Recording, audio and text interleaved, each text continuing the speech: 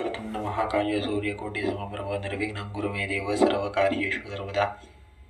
या वेदस्मृतिशास्त्रविन् मुनिवरैः जुष्टा सुखैकास्पदं दैवी संपदलंकृता भगवता श्रीशेन संरक्षिता। या वर्णाश्रमधर्मसारहृदया कामार्थमोक्षप्रदा नित्या विश्वहितैषिणी जयतु सा श्रीवैदिकी संस्कृती।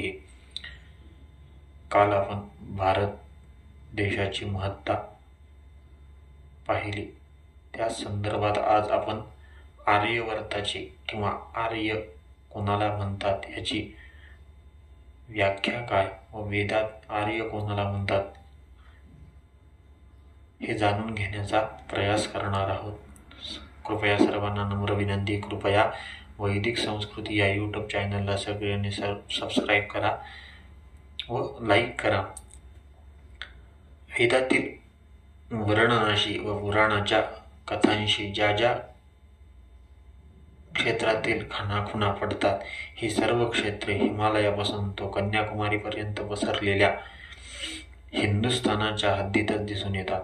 4 धाम आणि 12 ज्योतिर्लिंगाची यात्रा म्हणजे संबंध हिंदुस्थानाचीच प्रदक्षिणा होते। 4 धामाचेच पाहायला गेले तर उत्तरेला बद्रीनारायण, दक्षिणेला रामेश्वर, पूर्वेला जगन्नाथपुरी व पश्चिमेला द्वारका। हिंदुस्थानाच्या पूर्व, पश्चिम, दक्षिण, उत्तर अशा ह्या चतुस्सीमाच आहेत। 12 ज्योतिर्लिंग स्तोत्रात या 12 ज्योतिर्लिंगाची यादी आढळून येते।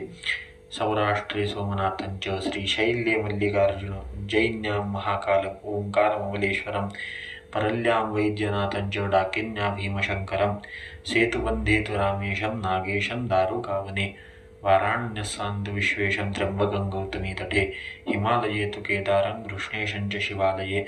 एतानि ज्योतिर्लिंगानि सायं प्रातः पठे नरः, सप्तजन्मकृतं पापं स्मरणेन विनश्यति। या सर्व ज्योतिर्लिंगाची यात्रा पायी करावयाची झाल्यास आपोआपच भारतवर्षाची प्रदक्षिणा होते। सार्धत्रिकोटी तीर्थानी 3.5 कोटी तीर्थे आहेत असे शास्त्रात सांगितले आहे। ही सर्व तीर्थे करावयाची म्हणजे हिंदुस्थानाच्या कानाकोपऱ्यातूनही हिंडावे लागेल। तीर्थक्षेत्रांनी अतिपवित्र अनेक सुंदर सुंदर देवालयांनी दिव्य स्फूर्तिदायक व पुराणकथा निदर्शक यातील तपोभूमी म्हणून घेणाऱ्या तपोवनांनी अतिशोभायमान अशा अतिशय रमणीय देश म्हणजे हा भारतवर्ष होय। परमार्थ प्राप्तीची एक दिव्य भूमी होय। सृष्टीच्या आरंभापासून या भूमीत देवदेवता ऋषीमुनींनी बहु अनुष्ठान केले, तप केले, यज्ञयाग केले। या सर्व स्थळी त्यांची स्मारके अजूनही त्या दिव्य घटनेची स्फूर्ती आणून देतात। तसे काही अवशेषही तेथे सापडतात। हिमालयात तर असली स्थळे खूपच आहेत। याचा प्रारंभ हरिद्वारपासूनच होतो। हरिद्वाराच्या जवळ असणाऱ्या कणखल क्षेत्रातच दक्ष यज्ञ झाला। येथून पुढे निघाले म्हणजे त्रिमूर्तांचीही तपस्थाने आढळतात। दक्षिणेत, उत्तरे चोहीकडे यज्ञयागाची कितीतरी स्थळे भेटतील। हिला देवभूमी असे म्हणतात। मानव कुळाचा मूळ पुरुष मनू हा प्रथम या भूमीचा राजा झाला। ब्रह्मदेवाच्या उजव्या आणि डाव्या भागापासून मनू व शत्रुपायांची उत्पत्ती झाली। हे मानव कुळातील सर्वाधी दाम्पत्य, त्या भारतवर्षात असणारी सर्व प्रजा ऋषींची संतती होय, हे गोत्र, सूत्र व शाखा यावरून स्पष्ट होते। ब्रह्मदेवाकडून निवृत्ती व प्रवृत्ती असे 2 मार्ग निर्माण केले गेले। त्या 2 संस्काराची सृष्टी निर्माण केली गेली। सनक सनंदनादिकांची प्रथम सृष्टी आणि नव प्रजापतींची ही दुसरी सृष्टी। या नव प्रजापतीपासून प्रजोत्पत्ती झाली, प्रवृत्ती मार्ग वाढला। यांच्याच प्रजेला आर्य असे नाव आहे। यांच्या कुळातील सर्वही आर्य होत। या आर्यांची कर्मभूमी म्हणजे हे भारतवर्ष होय। हे आर्यांच्या वेदोक्त कर्माकरिताच परमात्म्याने निर्माण केले आहे।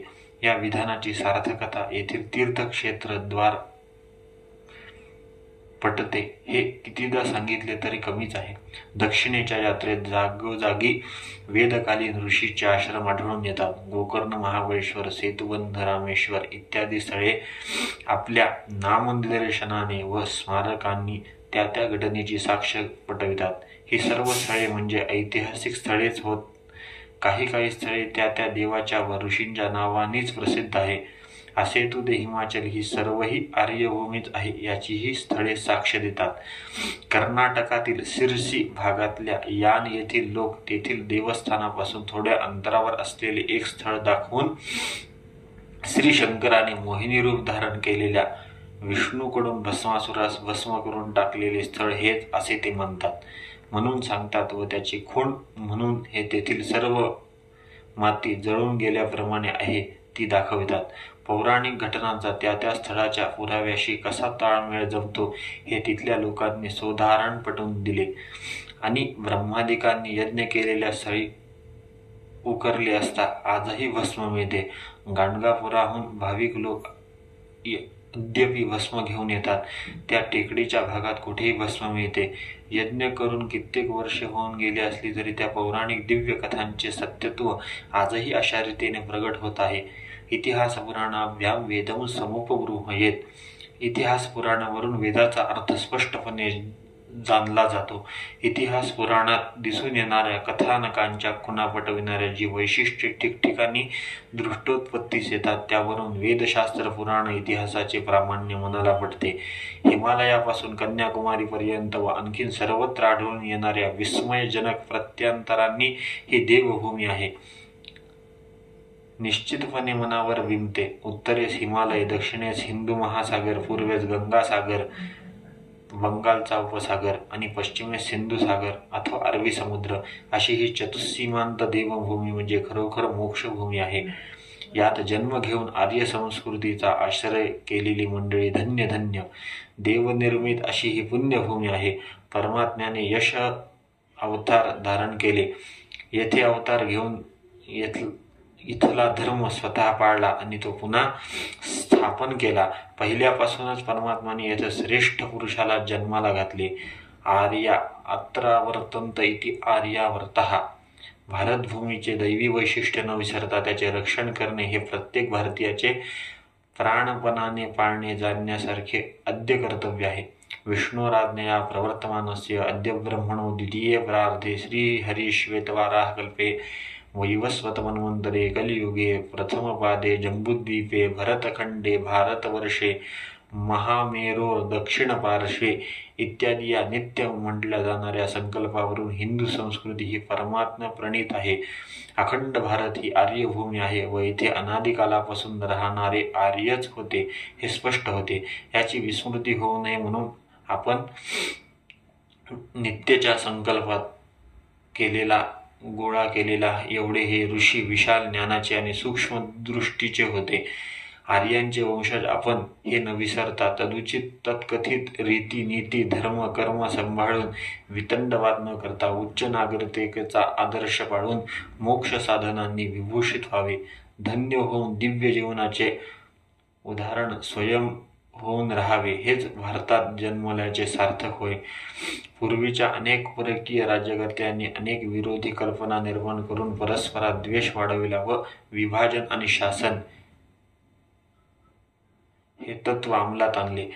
वाटेल त्या मार्गाने राज्य केले. परंतु आता स्वराज्य प्राप्त झाले असल्याने ह्या सर्वही भेदभावना आणि कुटील राज्यपद्धती टाकून देशबंधुत्वाच्या आणि कर्मबंधुत्वाच्या हार्दिक प्रेमाने परस्परांशी वागत पवित्र आर्य संस्कृतीचा उच्च ध्वज जगात मिरवीत मोक्ष मार्गांवरती होणे हे किती सुखावह केवढे भूषणावह आहे. हे सौभाग्य आजच्या भारताला परमेश्वर कृपेने लवकरच लाभो. त्यामुळे अखिल विश्वाचेच कल्याण होईल. नमः सभाभ्या सभापतिभ्यश्च.